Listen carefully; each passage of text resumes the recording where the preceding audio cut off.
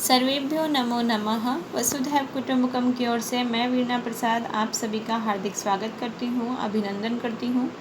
हमने शब्द परिचय पढ़ा था, उसमें संज्ञा पढ़ी थी और आज हमारा जो है सर्वनाम परिचय है, इसका हमने कुछ भाग पढ़ लिया है, ये हम पढ़ चुके हैं और इसके आगे का जो भाग है उसे हम देख लेते हैं, उसे हम पढ़ेंगे आज। और यहाँ देख लेते हैं, ये हम लोगों ने नहीं पढ़ा था ना, तो यहाँ से आज हम इसको प्रारंभ करते हैं और यहाँ से देख लेते हैं। शिक्षिका पाठयति अर्थात शिक्षिका जो है वह पढ़ाती हैं। आकारांत स्त्रीलिंग शब्द अर्थात आकारांत अर्थात आ आए अंत में जिनके ऐसे जो शब्द होंगे वह होंगे आकारांत स्त्रीलिंग ना। तो आकारांत आ अर्थात यानी ये बड़ा वाला अ नहीं, अ नहीं यानी ऋस्व छोटा आ नहीं, बड़ा आ, बड़ा वाला आ, बड़ा मुंह खोल करके बोलते ना आ, लड्डू खाने के लिए बड़ी जल्दी से आ कर देते हैं, तो वो वाला बड़ा आ। तो वो अंत में आए जिन शब्दों की, तो वह क्या शब्द कहलाएंगे? आकारांत स्त्रीलिंग ना। तो यहाँ देखिए, यहाँ पर क्या दे रखा है? एषा बालिका अर्थात यह जो है यह बालिका है। बालिका खेलती अर्थात बालिका जो है वह क्या कर रही है? बालिका खेलती है। सा हंसती वह हंसती भी है, ये देखो बढ़िया हंस भी रही है खेल खेल करके ना।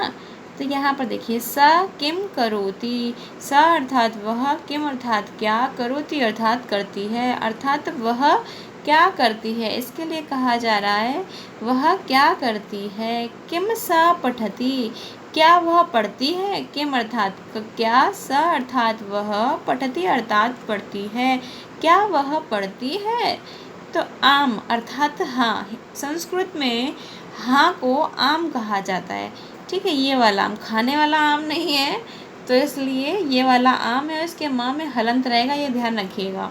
बहुत सामान्य सा प्रश्न है, पर कई कई बार आ जाता है तो बच्चे बड़ा कंफ्यूज हो जाते हैं और आम और नाम में कुछ अंतर ही नहीं पता होता। तो आम खाने वाला आम नहीं है ये, हाँ वाला यस वाला आम है ये संस्कृत में, ठीक है। तो अर्थात यहाँ पर देखिए, यहाँ पर पहले पूछा है ना, सा किम पठती अर्थात क्या वह पढ़ती है। तो आम सा पठती अर्थात हाँ वह पढ़ती है, ठीक है। समझ आ रहा है आप सभी को?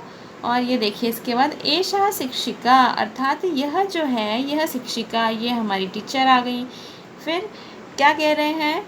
शिक्षिका किम करोति अर्थात शिक्षिका अर्थात टीचर, किम अर्थात क्या, करोति अर्थात करती हैं। तो शिक्षिका क्या करती हैं? देखिए बोर्ड पर आपको दिख रहा है, कुछ छोटा छोटा सा लिखा भी है। तो शिक्षिका क्या कर रही हैं? स पाठयति अर्थात वह पढ़ाती हैं। क्या करती हैं? वह पढ़ाती हैं। यहाँ पर देखिए, यहाँ पर कुछ हमारे कुछ अन्य स्त्रीलिंग शब्द हैं, तो इनको हम देख लेते हैं। जैसे पिपीलिका अर्थात चींटी, पिपीलिका को क्या कहते हैं? चींटी। रिक्शा अर्थात ये रिक्शा।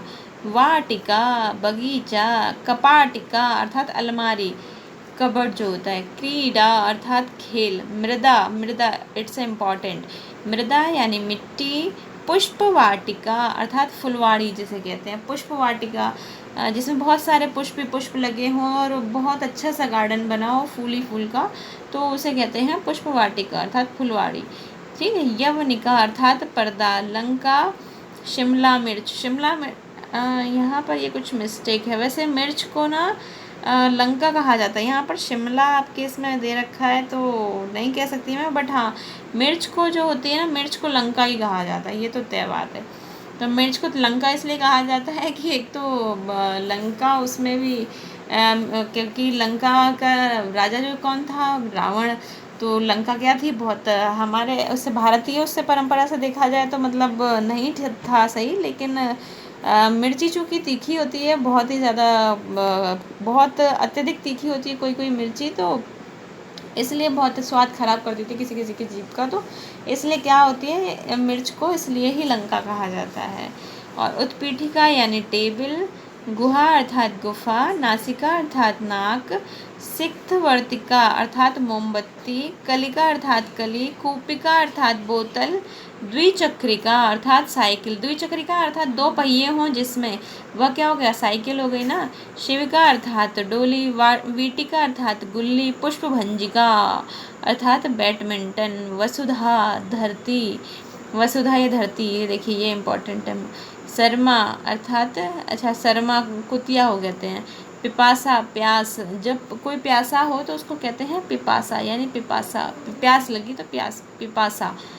नलिका अर्थात नली। एला, एला लवंग पुलंगी फल सहितम तांबूलम समर्पयामी अर्थात एला अर्थात इलायची, एला अर्थात इलायची कहते हैं।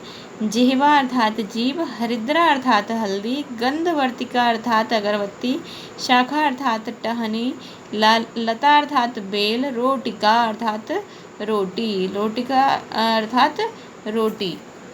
तो जहाँ तक समझती हूँ आपको समझ आ गया होगा, और अगर एक बार में समझ में नहीं आ रहा है तो वीडियो को बार बार आप देखिए, बार बार समझने का प्रयास करिए, और फिर भी अगर कोई डाउट लगता है तो आप मुझसे कमेंट सेक्शन में मुझे ज़रूर कमेंट कीजिए। चैनल को सब्सक्राइब करिए, लाइक करिए और शेयर कीजिए, और अपने अपने फ्रेंड्स को ज़रूर भेजिए, या जो संस्कृत पढ़ना चाहते हैं, संस्कृत अनुरागी हैं, उन तक वीडियो का लिंक ज़रूर शेयर करिए। आज बस इतना ही, फिर किसी और वीडियो के साथ आपके समक्ष उपस्थित होंगी। तब तक के लिए नमो नमः।